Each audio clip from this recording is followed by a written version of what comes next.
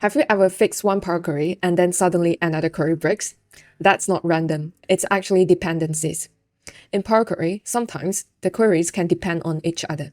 Some queries can reference others instead of directly loading data from the source. Alright, in my Power Query, I have two queries over here, and this sales query is actually the source, and this monthly sales is the reference. So if I click at the source, you can see that it's equals to sales. So it's pointing at the sales query. All right, so let's go back to the sales query.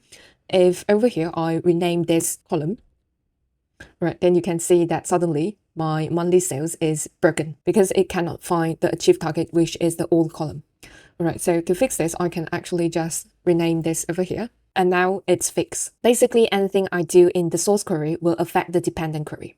So the dependent query will either break or update whenever I update or I fix something in the source query. So when something breaks, make sure to check whether it's a reference query before you fix it. All right, so thanks for watching and I'll see you next time. Bye.